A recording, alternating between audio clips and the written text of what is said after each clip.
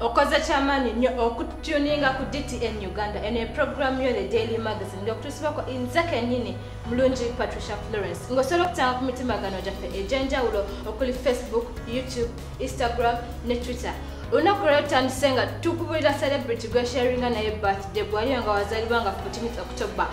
sharinga birthday ne mwana mulenzi Asha nga Asha muyimbi, songwriter atela producer nga yakuyimbira ennyimba nga You Remind Me of That Girl, Good Kisser, new film tukayimba ne Chris Brown. Happy birthday to all the October babies and the 14th October babies. Nga tuvuddeyo kamba twale mu film empya ezakafuluma oba trailer opya bwe tulinawo. Tutandise ne The Haunting of Hill House nga kano kafulumiza season 2. Season 1 yafuluma mu 2018. Ngera okuvanwa emyaka ebiri bamaze ne bennyula ne bagamba nti katufulumyeyo season eyokubiri. Filimu eno ya producingiddwa oba yafulumiziddwa Netflix nga ekwatagana ku manyi ag'enjawulo oba it is a thriller movie nga erimu ebintu ebitiisa gwaliyo nga otya ebintu ebitiisa filimu ezirimu enzikizazikiza oba horrific movies sikwadvising nga kugiraba olwekyo nga erimuko ku manyi ag'enjawulo ogenda olaba oli ate akanugidde oli omuliro ogenda okulaba ate nti ekizodde kize ne kimulya era bw'obanga otya okulaba horrific movies, I don't advise you to watch The Haunting of Hill House. Nga tuvuddeyo tuzze ka filimu akala ke bayise All My Life. All My Life tekannafuluma yo filimu nga yoyo tennafuluma abula trailer yateeleddwa nga filimu egenda releasingwa nga 22nd of October. All My Life ngera okawulira obulamu bwange bwonna. It is a romantic inspirational drama movie. Inspirational tegeeza ekintu ekikwasa ennaku nekikuwa amaanyi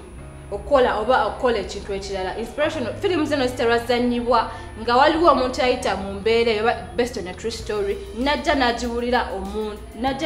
public then basalawo bagizanyemu film neno film bweri. It is All My Life obulamu bwange bwonna nga ekulembeddwamu abazannyi nga Jessica Ruth ono twamulabako mu kasinema akayitibwa Happy Death Day ne mwana mulenzi Henry Sham. Nga tuvudde ate mu filimu obupya tugenda mulamwa gwaffe ogwaleero oba tuyita daily discussion. Gonna kola tugenda kwogera ku mulamwa okugamba nti lwaki abawala b'ennaku zino abasinga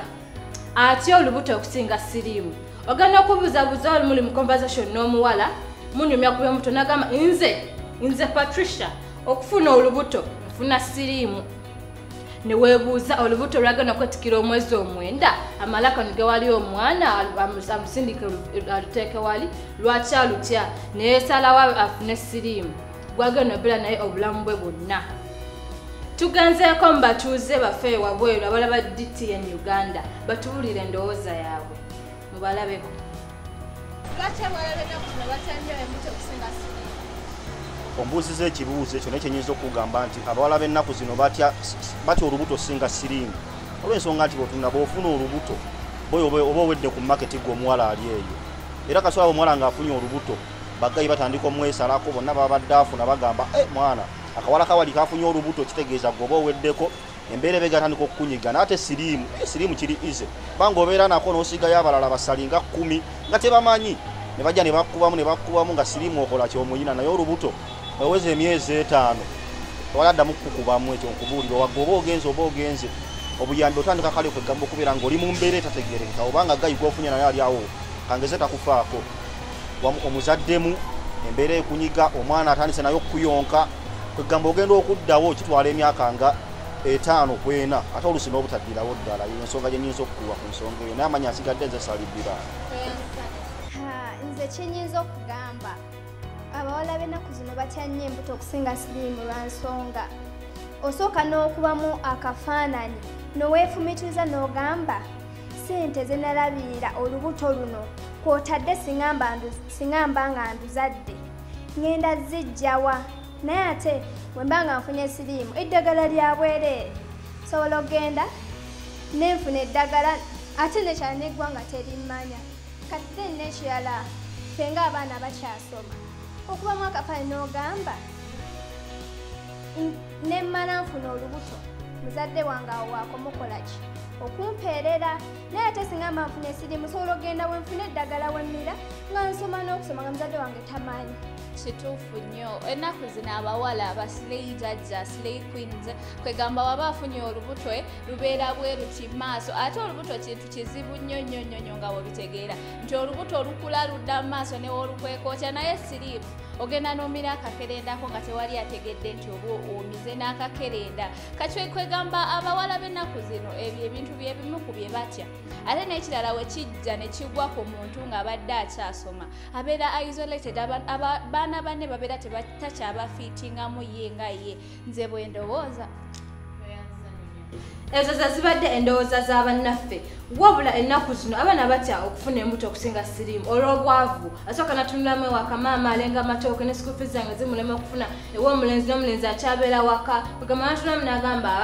yinza okuddawo nfune olubuto ate mmenye ne maama wange ate n'ew'omulenzi anneegaane awo kanfunemu at least siriimu naamira empeke ensonga endala yandibadde kutya kuva mu ssomero kubanga wasanga nti omwala ono ali musiniya oba yakuna agenda kumaliriza awala alina emyaka nga 15 wanadda mu kuzaala omwana egyo giringa emyaka 3 agitadde wali gy'emyaka 18 ataddeyo musiniyafo awo aba akuze okwekana ebyokusoma nga abifuddeko ensonga yandibadde eyokusatu stigma